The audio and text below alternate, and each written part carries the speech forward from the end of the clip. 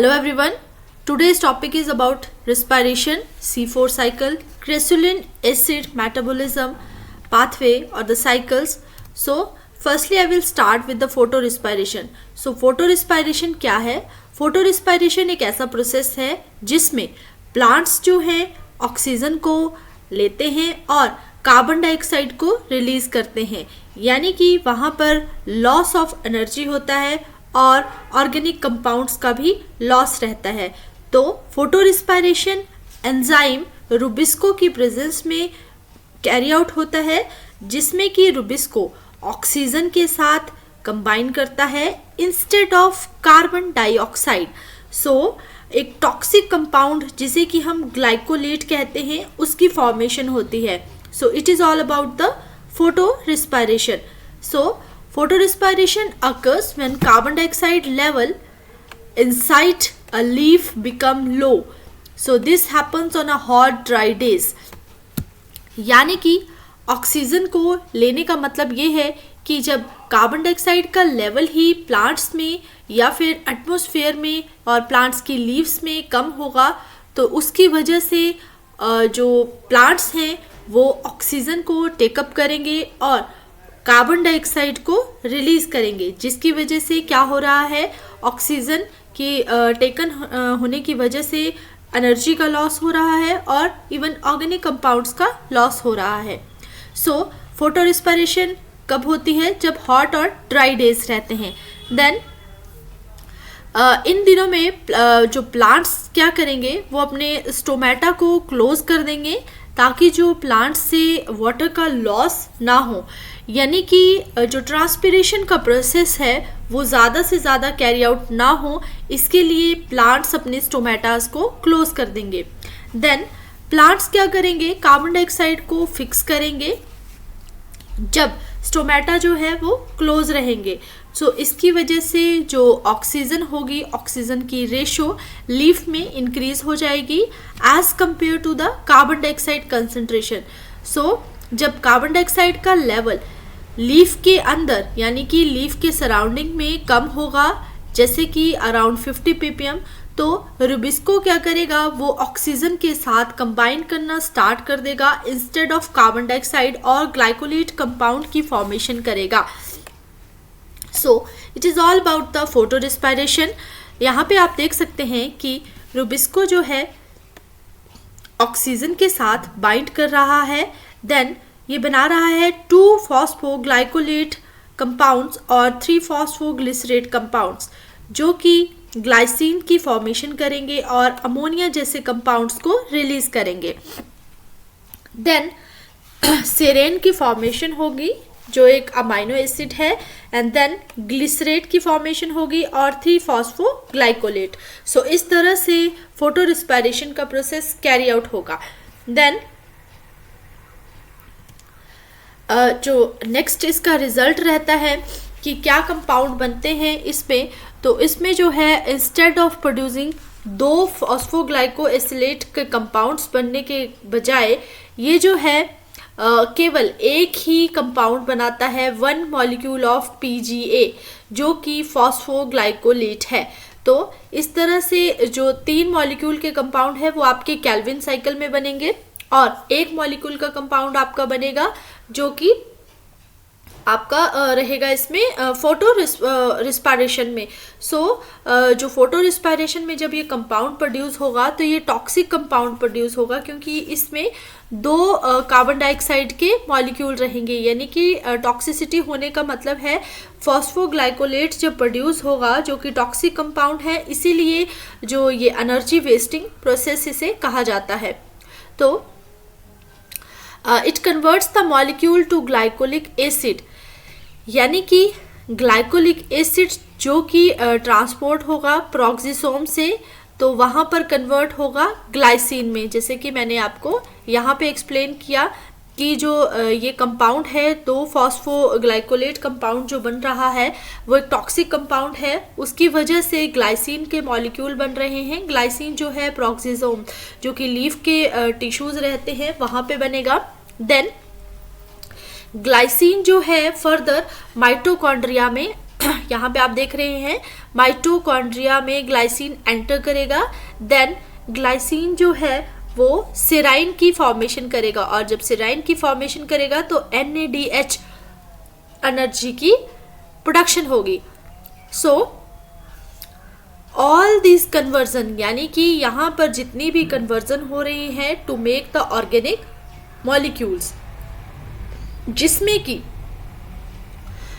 Plant की energy का use हो रहा है और कार्बन डाइऑक्साइड का लॉस हो रहा है प्लांट से, इसीलिए ये प्रोसेस जो है हार्मफुल प्रोसेस कहा जाता है, बेनिफिशियल नहीं है। सो इस प्रोसेस को प्रिवेंट करने के लिए दो तरह के स्पेशलाइज्ड बायोकेमिकल एडिशंस जो रहते हैं वो है C4 मेटाबॉलिज्म यानी कि C4 पाथवे और क्रेसुलिन एसिड मेटाबॉलिज्म पाथवे। देन एक बार मैं फिर से आपको एक्सप्लेन कर दूं कि क्यों हम इसे C2 साइकिल कहते हैं या फोटो रिस्पायरेशन कहते हैं। तो सबसे पहले क्या हुआ कि जब प्लांट्स में कार्बन डाइऑक्साइड की कंसंट्रेशन कम है, यानी कि 50 ppm तक कंसंट्रेशन है, तो प्लांट्स क्या करेंगे, प्लांट्स के लीव्स में जो रुबिस्को जैसा जो एंजाइम है जो प्रेजेंट है, रुबिस्को ऑक्सीजन की प्रेजेंस में, ऑक्सीजन की ज़्यादा मात्रा होने की वजह से ऑक्सीजनेज एंजाइम की प्रेजेंस में दो मॉलिक्यूल फॉस्फोग्लाइकोलेट के बनाएगा, एंड देन फॉस्फोग्लाइकोलेट के मॉलिक्यूल में जब वो H2O के साथ कंबाइन करेंगे तो H3PO4 की फॉर्मेशन करेंगे और इसकी फॉर्म में एनर्जी का लॉस होगा और ग्लाइकोलेट का कंपाउंड बनेगा। सो ये प्रोसेस आपका क्लोरोप्लास्ट में कैरी आउट हुआ। देन ग्लाइकोलेट जो है लीफ के प्रोक्सिसोम्स में एंटर करेगा एंड देन वहाँ पर ऑक्सीजन का अपटेक करके H2O2 की फॉर्मेशन करेगा। सो ग्लाइकोऑक्सिलेट की फॉर्मेशन हुई एंड देन ग्लाइसिन की फॉर्मेशन हुई। ग्लाइसिन की जब फॉर्मेशन हुई तो कीटोग्लूटरेट और ग्लूटामेट जैसे कंपाउंड्स की जो प्रेजेंस है उसकी वजह से वो कंपाउंड्स जो है ग्लाइसिन की फॉर्मेशन करेंगे। देन ग्लाइसिन जो है वो माइटोकॉन्ड्रिया में एंटर करेगा और जहाँ पर कार्बन डाइऑक्साइड का लॉस होगा और एनर्जी का भी यूटिलाइजेशन हो रही है, यानी कि एनर्जी का भी लॉस हो रहा है, और सेराइन जो है, सेराइन के मॉलिक्यूल की फॉर्मेशन हो रही है। देन सेराइन का जो मॉलिक्यूल है वो प्रोक्सिसोम में एंटर करेगा और हाइड्रोक्सी पायरुवेट जैसे कंपाउंड्स की फॉर्मेशन करेगा by the presence of glutamate, और जो रिलीज होगा वो कीटोग्लूटरेट का रिलीज होगा। देन ग्लिसरेट कंपाउंड्स की फॉर्मेशन होगी और ग्लिसरेट कंपाउंड्स की जब फॉर्मेशन होगी तो ATP एनर्जी का यूज होगा जो कि ADP में कन्वर्ट होगी। देन 3 फॉस्फोग्लाइकोलेट के कंपाउंड की फॉर्मेशन होगी। सो इसका नेट रिजल्ट ये है कि instead of producing 2 PGA molecules, only 1 molecule of PGA is produced. So एक टॉक्सिक मॉलिक्यूल है जो कि 2 कार्बन कंटेनिंग कंपाउंड है, इसीलिए ये वेस्टफुल एनर्जी प्रोसेस है। So it is all about the photo respiration and how does it take place in the mitochondria, peroxisomes and even in mitochondria. Then about the C4 pathway, तो इसका जो एक main जो रहता है कि photo respiration को आप कैसे कम्बैट कर सकते हैं, तो वो है आपका C3 प्लांट्स और C4 प्लांट्स में जब फोटो रिस्पायरेशन कैरी आउट हो रही है, यानी कि C4 प्लांट्स जो हैं वो आपके कॉर्न्स, शुगर केन, सॉरगम रहेंगे, जहाँ पर C4 साइकिल जो है कैरी आउट होगी। इस मैकेनिज्म में क्या होगा कि ये मैकेनिज्म मिनिमाइज करेगा फोटो रिस्पायरेशन के प्रोसेस को। तो फोटो सिंथेटिक पाथवे यूज़ करेगा एक डिफरेंट वे में, जिसमें एंजाइम पेप, यानी कि पेप एंजाइम का जो यूटिलाइजेशन होगी, जिसे हम पेप कार्बोक्सिलेज कहते हैं, जो कि कार्बन डाइऑक्साइड को फिक्स करेगा 4 मॉलिक्यूल के कंपाउंड्स में, यानी कि इंस्टेड ऑफ 1 और 2 carbon containing compound it fix the carbon molecules into 4 carbon containing compounds. So enzymes कौन कौन से यूज हुए? सबसे पहले एंजाइम हुआ आपका पेप कार्बोक्सिलेज, यानी कि फोटोसिंथेटिक पाथवे है C4 साइकिल। तो यहाँ पे कार्बन डाइऑक्साइड की फिक्सेशन हो रही है 4 कार्बन के कंपाउंड्स में। सो इसीलिए हम इसको जो है OAA जो कि C4 कंपाउंड है उसे हम कहेंगे ऑक्सैलो एसीटेट, जो कि मेसोफिल सेल्स में रहता है तो इस तरह से ये एक एफिशिएंट पाथवे है कार्बन डाइऑक्साइड को फिक्स करने का, even at a low concentration in the plants about the photo respiration को भी कम करता है, उसको मिनिमाइज की करने की कोशिश करता है C4 pathway.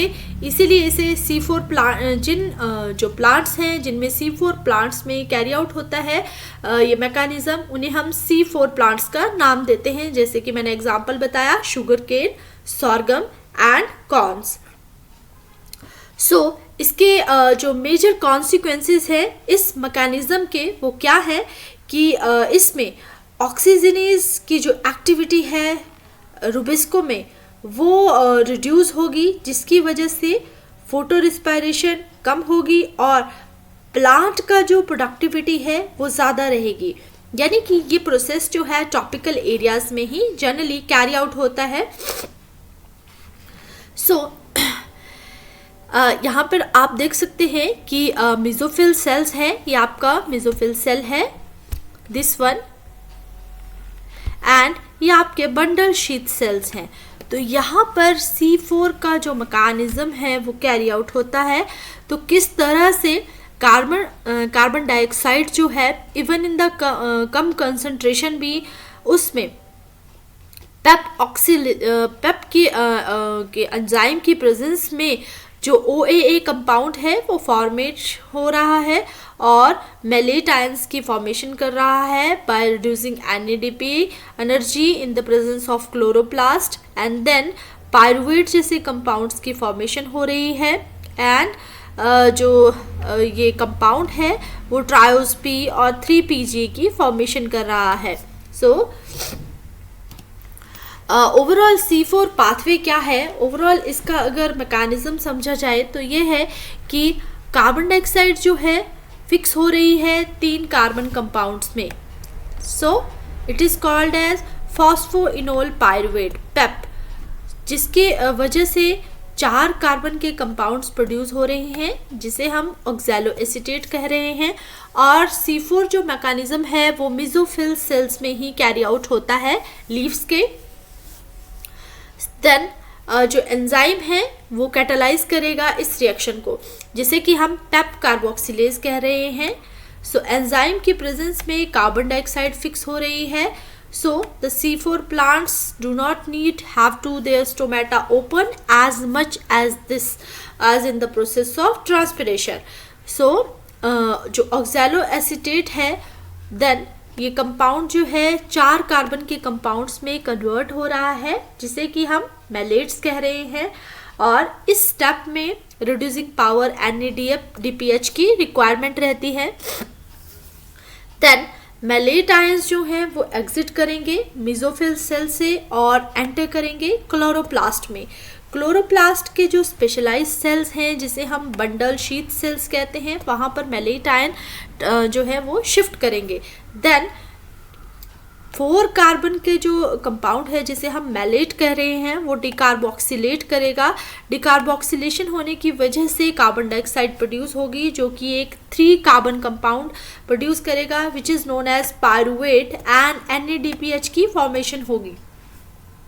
Then carbon dioxide जो प्रोड्यूस हुई वो आपका RUBP के साथ कंबाइन करेगा और कैल्विन साइकिल को कैरी आउट करेगा in case of C4 plants.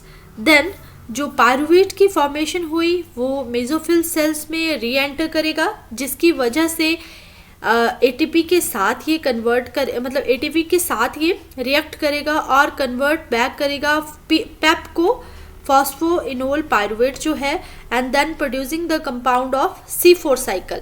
सो किस तरह से जो C4 पाथवे कैरी आउट हुआ, तो स्टेप बाय स्टेप मैं एक बार फिर से आपको रिवाइज करा देती हूँ कि किस तरह से C4 साइकिल जो है कैरी आउट हो रही है। सबसे पहले क्या हुआ कि जो कार्बन डाइऑक्साइड है वो फिक्स हुई 3 कार्बन के कंपाउंड्स में। यानी कि कैसे फिक्सेशन हो रही है 3 कार्बन के कंपाउंड में, जिसे हम पेप कह रहे हैं। जो पेप है यानी कि फॉस्फोइनोल पायरुवेट है वो फिर प्रोड्यूस करेगा 4 कार्बन के कंपाउंड जिसे हम ऑक्सैलो एसीटेट कह रहे हैं। और पूरा का पूरा स्टेप जो है मेसोफिल सेल्स में कैरी आउट हो रहा है। तो पूरी की पूरी रिएक्शन एक एंजाइम की प्रेजेंस में रहेगी जिसे हम पेप कार्बोक्सिलेज कहेंगे। तो पेप कार्बोक्सिलेज की प्रेजेंस में कार्बन डाइऑक्साइड जो है वो फिक्स होगी वेरी एफिशिएंटली, सो दैट कि जो C4 प्लांट्स हैं उनको एज मच एज नीड नहीं है कि वो स्टोमेटा को ओपन रखें as for the required time. Then क्या होगा कि जो एक्सैलो एसीटेट बनेगा, जब पेप कार्बोक्सिलेज की एंजाइम की प्रेजेंस में ऑक्सैलो एसीटेट बन रहा है, ऑक्सैलो एसीटेट जो है कन्वर्ट हो रहा है 4 कार्बन के कंपाउंड्स में जिन्हें हम मैलेट्स कह रहे हैं। मैलेट आयंस की जो फॉर्मेशन हो रही है तो NADPH की रिक्वायर्ड है, यानी कि रिड्यूसिंग पावर जैसी एनर्जी की रिक्वायरमेंट रहेगी। देन मैलेट आयंस एग्जिट करेंगे मेसोफिल सेल से एंड री एंटर करेंगे क्लोरोप्लास्ट में। क्लोरोप्लास्ट के जो स्पेशल सेल्स हैं जिन्हें हम बंडल शीथ सेल्स कह रहे हैं, यहाँ पर एंटर करेंगे malate ions. Thereafter malate ions जो हैं वो आपके यहाँ आप देख रहे हैं मैलेट आयंस जो हैं वो आपके 4 कार्बन के कंपाउंड को जिसे हम डिकार्बोक्सिलेशन कह रहे हैं, यहाँ पर mallet ion decarboxylation carry out कर रहा है और कार्बन डाइऑक्साइड की प्रोडक्शन हो रही है। सो कार्बन डाइऑक्साइड जो है, ये कार्बन डाइऑक्साइड जो प्रोड्यूस हुई ये कंबाइन करेगी रोबिस्को में and then carry out the Calvin cycle. So इस तरह से जब पायरुवेट री एंटर कर रहा है मेसोफिल सेल्स में, यानी कि पायरुवेट अगेन री एंटरिंग करेगा मेसोफिल सेल में, क्योंकि C3 साइकिल में पायरुवेट की फॉर्मेशन होगी जो कि मेसोफिल सेल्स में एंटर करेगा। इस तरह से पायरुवेट जो है पेप की प्रोडक्शन करेगा जिसे हम फॉस्फोइनोल पायरुवेट कह रहे हैं। सो एक 4 कार्बन के मॉलिक्यूल की प्रोडक्शन स्टार्ट होगी। इस तरह से C4 पाथवे जो है इम्पॉर्टेंट है for the C4 plants. Then about the कैम्प पाथवे। सो कैम्प प्लांट्स जो रहते हैं वो जनरली ड्राई कंडीशंस में सरवाइव करते हैं because they open their stomata to fix the carbon dioxide only at night. So difference क्या हुआ कि जो कार्बन डाइऑक्साइड की फिक्सेशन हो रही है वो कैम्प पाथवे में ड्यूरिंग द नाइट टाइम हो रही है। So in case of C4 plants, जैसे कि C4 प्लांट्स में पेप कार्बोक्सिलेज का यूज़ हो रहा है टू फिक्स कार्बन डाइऑक्साइड, जिसकी वजह से OAA कंपाउंड यानी कि ऑक्सैलो एसीटेट की फॉर्मेशन हो रही है। देन जो आपकी ऑक्सैलो एसीटेट है वो कन्वर्ट हो रहा है मैलेट में एंड देन स्टोर्ड हो रहा है सेल वैक्यूल्स में। So during the day time क्या होगा कि जो स्टोमेटा क्लोज रहेंगे और कार्बन डाइऑक्साइड रिमूव होगी from the stored malate ions and then it will enter to the Calvin cycle. So difference दोनों में यही है कि ये जो प्रोसेस है वो नाइट टाइम में कैरी आउट होता है, यानी कि एक फोटोसिंथेसिस की टाइप है। कुछ सर्टन प्लांट्स में ही ये स्टेप कैरी आउट होता है, जैसे कि कैक्टस और सकुलेंट्स, जहाँ पर जो अडेप्टेशन है इन प्लांट्स की कि वो कंजर्व कर सकते हैं वाटर को और रिड्यूस कर सकते हैं ट्रांसपिरेशन के प्रोसेस को इन द एरिड एनवायरनमेंट, यानी कि जहाँ पर सूखा पड़ता है। सो इसमें जो कार्बन डाइऑक्साइड का अपटेक हो रहा है वो नाइट के टाइम, यहाँ पे आप देख सकते हैं कि स्टोमेटा जो है वो डे टाइम में क्लोज रहेंगे एंड जो ओपनिंग होगी वो नाइट टाइम में रहेगी। सो जो स्टोमेटा रहेंगे वो कार्बन डाइऑक्साइड को लेंगे और जिसकी वजह से स्टोर करेंगे कार्बन डाइऑक्साइड को in the form of organic compounds. तो ये आपके ऑर्गेनिक कंपाउंड्स हुए। Then storage of carbon dioxide, यानी कि कार्बन डाइऑक्साइड स्टोर होगी सेल वैक्यूल में। तो ये आपका सेल वैक्यूल है, यहाँ पे कार्बन डाइऑक्साइड स्टोर हो गई इन the form of organic compounds. And day time में क्या होगा कि जब स्टोमेटा क्लोज रहेंगे तो जो प्लांट्स होंगे उनके स्टोमेटा जब क्लोज रहेंगे तो क्या करेंगे कि जो स्टोर्ड कार्बन डाइऑक्साइड है, जो ये आपकी स्टोर्ड कार्बन डाइऑक्साइड है, इसे यूटिलाइज करेंगे फॉर फोटोसिंथेसिस और ट्रांसपिरेशन की प्रोसेस को कम करेंगे, जिसकी वजह से वाटर का लॉस इन प्लांट्स में कम होगा। सो देन उसके बाद आएगा डी कार्बोक्सिलेशन। डी कार्बोक्सिलेशन का मतलब है कि जो ऑर्गेनिक एसिड्स हैं वो डी कार्बोक्सिलेट होंगे, यानी कि मैलिक एसिड और OAA जैसे कंपाउंड्स वो डी कार्बोक्सिलेट होंगे और कार्बन डाइऑक्साइड का रिलीज करेंगे एंड देन कार्बन डाइऑक्साइड को फिक्स करेंगे ग्लूकोज में थ्रू कैल्विन साइकिल, जिसे हम कैल्विन बेंसन साइकिल कह रहे हैं। यानी कि यहाँ पर ओवरऑल हुआ क्या कि जो स्टोमेटा थे वो नाइट टाइम में क्लोज थे एंड स्टोमेटा जो है यानी कि नॉक्टर्नल जो कार्बन डाइऑक्साइड कहेंगे हम इसे, नॉक्टर्नल नाइट टाइम की जो कार्बन डाइऑक्साइड है उसका अपटेक हो रहा है। तो यहाँ पर कार्बन डाइऑक्साइड का सेल वैक्यूल में जब अपटेक हुआ तो ऑर्गेनिक एसिड्स की फॉर्म में कार्बन डाइऑक्साइड स्टोर हुई।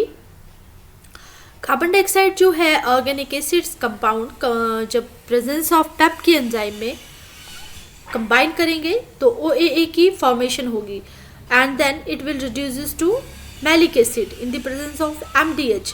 देन मैलिक एसिड जो है वो सेल वैक्यूल में एंटर करेगा एंड देन कार्बन डाइऑक्साइड जो है प्लांट वैक्यूल में स्टोर हो गई। इसकी वजह से जो कार्बन डाइऑक्साइड हुई वो प्लांट वैक्यूल में जो स्टोर कार्बन डाइऑक्साइड थी वो कन्वर्ट होगी ऑर्गेनिक एसिड्स में, जिन्हें हम मैलिक एसिड कह रहे हैं, OAA एसिड में कन्वर्ट हुई।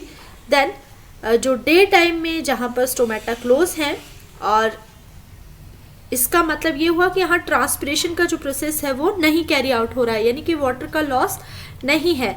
सो जो डे टाइम में प्लांट क्या करेंगे, जिनके स्टोमेटा क्लोज हैं जिन प्लांट्स के, वो कार्बन डाइऑक्साइड को यूटिलाइज करेंगे, यानी कि इस कार्बन डाइऑक्साइड को यूटिलाइज करेंगे फोटोसिंथेसिस के प्रोसेस के लिए और वाटर के लॉस को कम करेंगे बाय रिड्यूसिंग ट्रांसपिरेशन। और जो ऑर्गेनिक एसिड्स हैं, ये आपके ऑर्गेनिक एसिड्स हैं OAA और मैलिक एसिड। तो इन एसिड्स को जो डी कार्बोक्सिलेशन होगी, यानी कि यहाँ पे डी कार्बोक्सिलेशन हो गई और जो कार्बन डाइऑक्साइड रिलीज हुई वो कैल्विन बेंसन साइकिल में यूटिलाइज होगी, जिसे हम कैल्विन साइकिल कहते हैं, जहाँ पर ग्लूकोज की फॉर्मेशन होगी, मतलब कि कार्बन डाइऑक्साइड फिक्स हो रही है टू फॉर्म द ग्लूकोज।